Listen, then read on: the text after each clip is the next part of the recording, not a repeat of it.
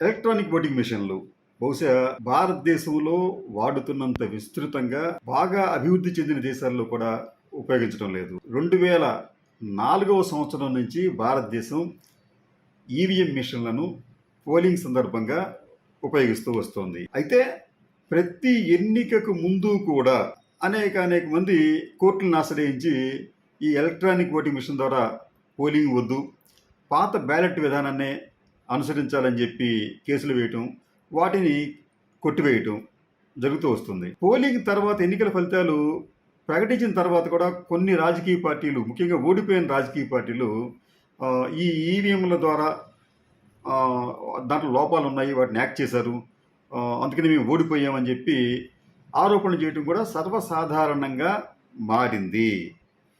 ఈ చర్చ మరోసారి ఆంధ్రప్రదేశ్లో కూడా ప్రారంభమైంది. ఎందుకంటే వైఎస్ఆర్ కాంగ్రెస్ పార్టీ దాదాపు 40% ఓట్లను తెచ్చుకున్నప్పటికీ కేవలం 11 సీట్లను మాత్రమే గెలుచుకోవటం, దీంతో అనేక మందికి ఎక్కడో ఏదో లోపం జరిగింది అనే ఒక భావన కలగటం. ఇంతేకాకుండా వైఎస్ఆర్ కాంగ్రెస్ పార్టీ 4 లోక్సభ స్థానాల్లో గెలిచింది. నిజానికి ఒక్కొక్క లోక్సభ స్థానం పరిధిలో 6 అసెంబ్లీ స్థానాలు ఉంటాయి.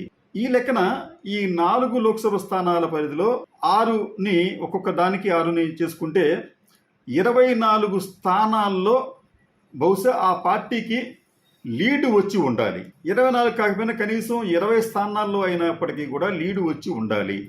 ఆ పార్టీ 4 స్థానాల్లో గెలిచింది కాబట్టి. అయితే అనూహ్యంగా ఆ ప్రాంతాల్లో కూడా ఆయా అసెంబ్లీ నియోజకవర్గాల్లో వైఎస్ఆర్ కాంగ్రెస్ పార్టీ ఓడిపోయింది. కేవలం 11 స్థానాలకే పరిమితమయ్యింది. అంటే మీకు 40% ఓటింగ్ వస్తే సీట్ల సాధనకు వచ్చేప్పటికీ దాదాపు ఒక 7%, 8% మాత్రమే పరిమితమైంది. దీంతో కొంతమంది వైఎస్ఆర్ కాంగ్రెస్ పార్టీ నాయకులు ఈవీఎంలను హ్యాక్ చేశారేమోనన్న అనుమానాలను బాహాటంగానే వ్యక్తం చేస్తున్నారు. అయితే ఈవీఎంలను హ్యాక్ చేయటం సాధ్యమేనా అంటే నిజానికి అసాధ్యమైన విషయమే అయినప్పటికీ ఈ ఈవీఎంను ఒక వ్యక్తి హ్యాక్ చేసి చూపించి గతంలో సంచలనం సృష్టించారు. ఆయన పేరే వేమూరి హరికృష్ణ ప్రసాద్ గారు. ఆయన గతంలో చంద్రబాబు నాయుడు గారికి, అంటే ఆయన ప్రభుత్వం ఉన్నప్పుడు చంద్రబాబు నాయుడు గారికి సాంకేతిక సలహాదారుడుగా కూడా ఉన్నాడు. ఫైబర్ గ్రిడ్ స్కామ్లో కూడా నిందితుడు, కొద్ది రోజులు అరెస్టు కూడా అయ్యాడు.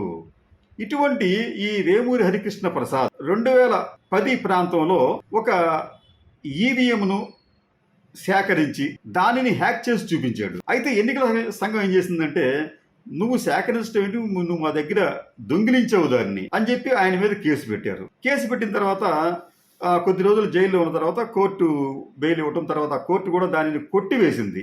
ఎందుకంటే అతనికి 2010లో ఆ కోర్టు ఈ కేసును కొట్టివేస్తూ he was arrested in August 2010 and released on bail 8 days later. The court observed that the case of the theft does not stand legal scrutiny as there is no dishonest intention behind the move. అంటే అనైతికమైన ఉద్దేశాలు లేవు అంటే ఆయన ఈ ఈవీఎంను సేకరించే విషయంలో, దాని దొంగిలించే విషయంలో అనైతికమైన ఉద్దేశాలు లేవు కాబట్టి ఆయనకి బెయిల్ ఇస్తున్నాం అని చెప్పి తర్వాత కొట్టేశారు. అది ఇక్కడ ఆసక్తికరమైన విషయం ఏంటంటే, ఈ వేమూరి కృష్ణప్రసాద్ గారు అమెరికాలో నుంచి వచ్చారు ఇండియాకి. అప్పట్లో ఆయనకు ఈ ఈవీఎంలను హ్యాక్ చేయడానికి సత్య దోసపాటి ఆయన సేవ్ ఇండియా డెమోక్రసీ అనే ఒక సంస్థను అప్పట్లో అమెరికాలో నడిపేవారు.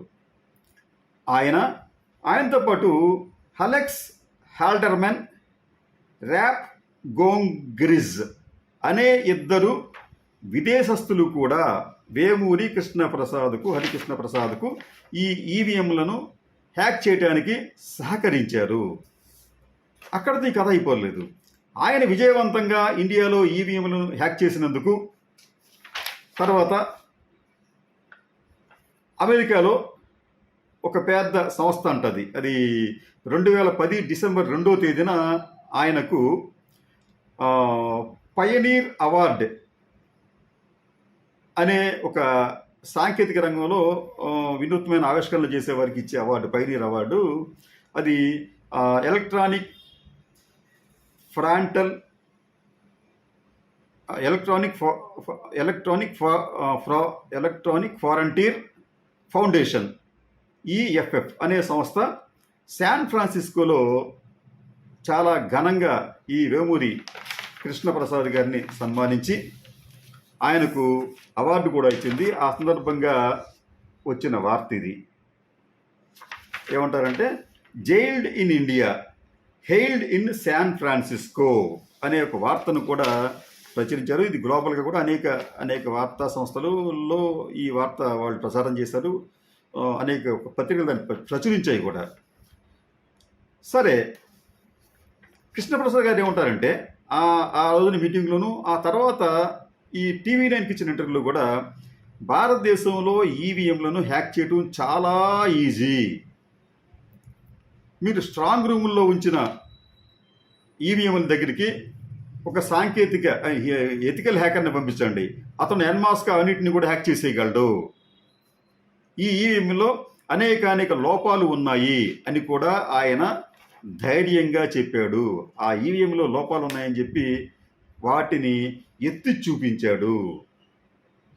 అంటే ఇంత జరుగుతున్నప్పటికీ కూడా ఈవీఎంలకు సంబంధించి ఎన్నికల సంఘం ఎప్పటికప్పుడు ఎటువంటి లోపాలు లేవు అని చెప్పి అంటుంది. కానీ ఓకే, మీరు ప్రపంచంలో ఎవరైనా రండి, మేము మీకు కొన్ని ఈవీఎంలు ఇస్తాము, వాటిని మీరు పరిశీలించండి, వాటి లోపాలు మాకు తెలియజేయండి అని చెప్పి ఎన్నికల సంఘం ఇప్పటి వరకు చెప్పలేకపోతుంది. ఇదే విషయాన్ని ఈ వేమూరి హరికృష్ణ ప్రసాద్ కూడా ఒక లోపంగా ఎత్తి చూపించాడు. ఆయన ఎన్నికల సంఘానికి వచ్చిన ఇబ్బంది ఏమిటి, మాలాంటి వాళ్ళం మేము వస్తాం, మేము వచ్చినప్పుడు మాకు మీ దగ్గర ఉన్న ఈవీఎం మిషన్లు మాకు ఇవ్వండి, దాంట్లో లోపాలు మేము చూపిస్తాం, వాటిని హ్యాక్ చేసి చూపిస్తాం, మీకు లోపాలు సరిచేయండి, తప్పే ఉంది. అలా చేయకపోతే ప్రజాస్వామ్యానికి భంగం కలిగే ప్రమాదం కూడా ఉంటుందని చెప్పి ఆయన హెచ్చరించాడు. ఇక్కడ దీన్ని మనం ఏది నమ్మాలి? కోర్టులు, ఎన్నికల సంఘం పదే ఈవీఎంలను హ్యాక్ చేయడం సాధ్యం కాదని చెప్పడం, కోర్టులు దాన్ని విశ్వసించడం జరుగుతుంటే, మరోవైపు ఒక ఈవీఎంను హ్యాక్ చేసిన వ్యక్తే ఇటువంటి ఈవీఎంలను చాలా సునాయాసంగా హ్యాక్ చేయొచ్చు అని చెబుతున్నాడు.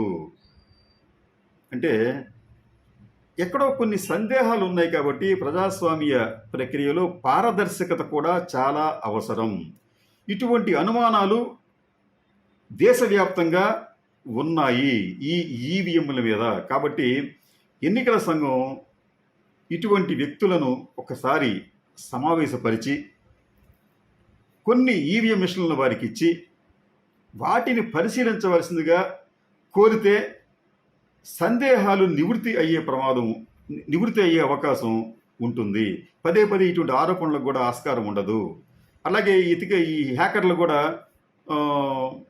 ఇటువంటి పనులు నిజంగా చేస్తున్నారో లేదో కూడా మనకి తెలిసిపోతుంది. ఇప్పుడు ఏపీకి సంబంధించి ఇక్కడ కూడా ఈవీఎంలు హ్యాక్ చేశారని చెప్పి ఆరోపణలు రావటం, ఇటువంటి కూడా మీకు భవిష్యత్తులో ఆస్కారం లేకుండా పోతుంది. కాబట్టి ఎన్నికల సంఘం ఇటువంటి ఈవీఎం మిషన్లను ఒకసారి పరిశీలనకు సాంకేతికంగా బాగా చదువుకున్న వ్యక్తులకు, అవగాహన కలిగిన వ్యక్తులకు ఇచ్చి పరిశీలన చేయించడం చాలా అవసరం.